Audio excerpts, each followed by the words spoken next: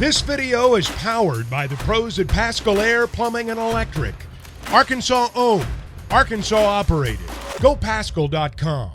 Yeah, that was pretty crazy. You thought that maybe the guy that had a hold of him was going to hold on to him long enough for another defensive lineman to kind of finish him off, but obviously that didn't happen, and then got away, then broke the other tackle and just bounced off those guys. We saw that before. It kind of reminded you of the BYU play that he broke away from those guys. So when you're 6'3", 240, 245, you refuse to go down like KJ. Things like that can happen, but it's not something that you see very often, obviously. We got a couple texts in here. I'll read this first one from JT in Hot Springs. He's already wondering about transfer portal secondary players and signees. Now, I know the kid from Frisco, Texas is the highest signee in this class. I'm forgetting his name, but who are some guys that Arkansas fans need to be aware of, true freshmen that might get on the field in the secondary, and some guys that you think they might still be on the portal in the secondary? Yeah, as far as the portal, I think you'll start maybe seeing some names come out, especially as we get closer to January the 4th through the 8th. But as far as the freshmen, Christian Ford is a guy from to keep an eye on from McKinney, Texas. He's a safety type, and then T.J. Metcalf from Alabama, about 6'1", about 188. He's a guy that kind of improved his stock and was elevated to a 4-star by one recruiting service.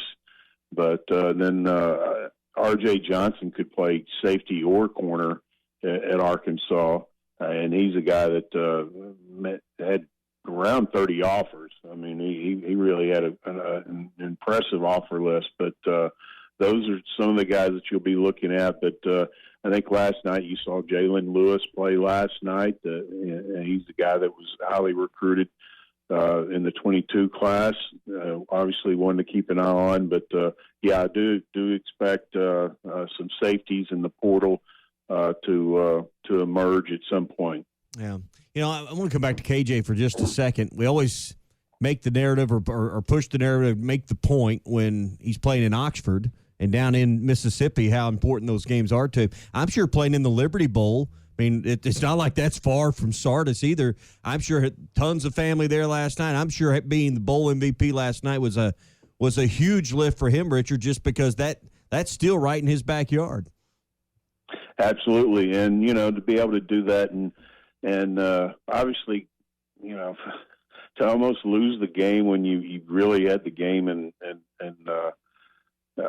kind of sold up really, and then kind of let it slip, and then to still be able to make the plays and make, it's kind of like this season, Arkansas was a play or two from, winning some of those games that they lost.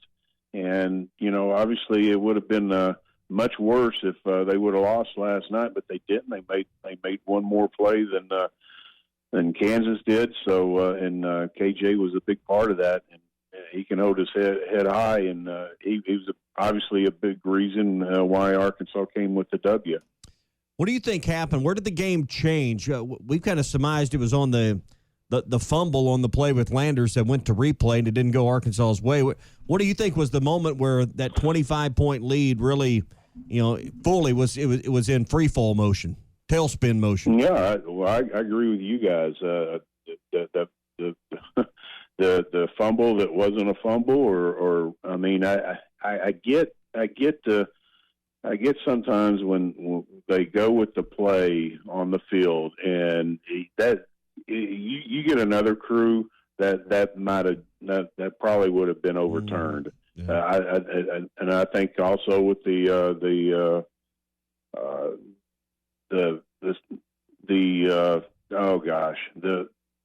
targeting, I think that another crew might have overturned that. So that was a 50-50 call, in my opinion. Even though I thought the fumble was, I thought it seemed pretty clear that it wasn't a fumble. Yeah. It was it was forced by the ground. But that was the turning point there. I mean, that was the ball game right there. If that wasn't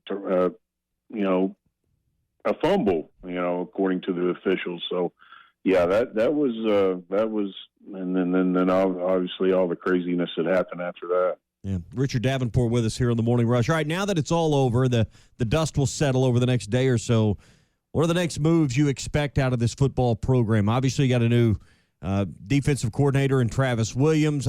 Is it coaching staff changes? Is it hard intensity on the portal? What do you think happens over the next week, 10 days?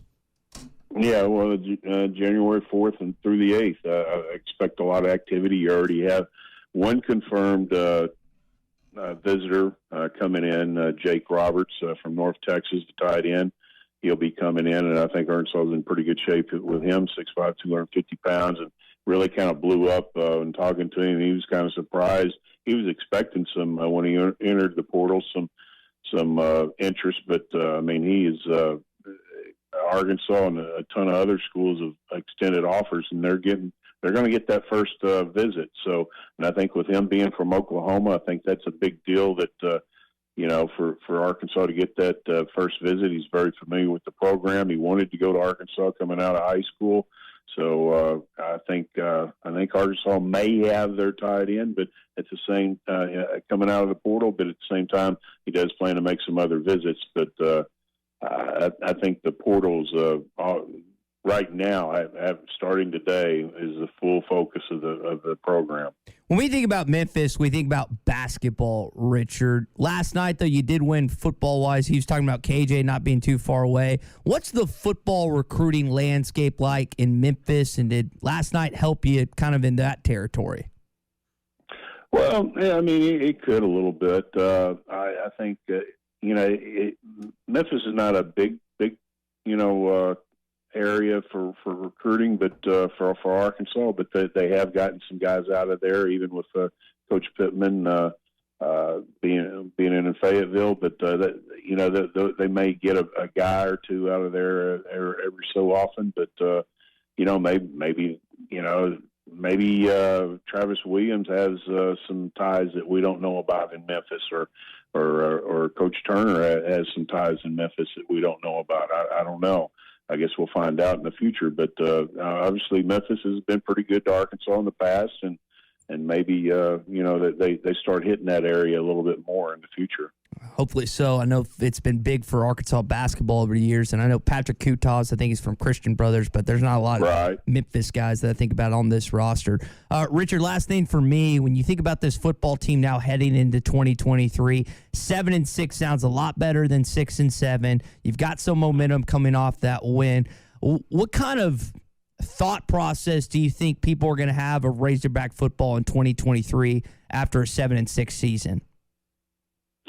Well, like you said, I mean, a win is a much better taste in the mouths of people within the program, and then kids, around the country. That's a plus.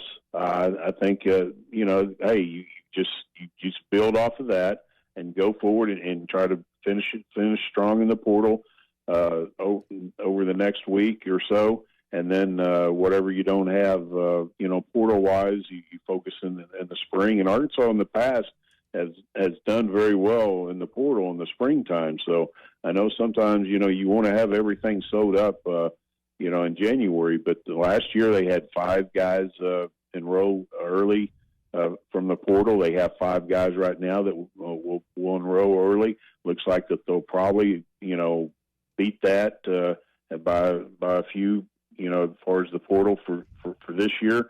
So I think they're on target there. And then obviously just try to get better in this spring and through the off season and try to do better than a 7-6 next year. Richard, this is our final visit of 2022. Any New Year's resolutions you're taking to the committee before we visit next year with you?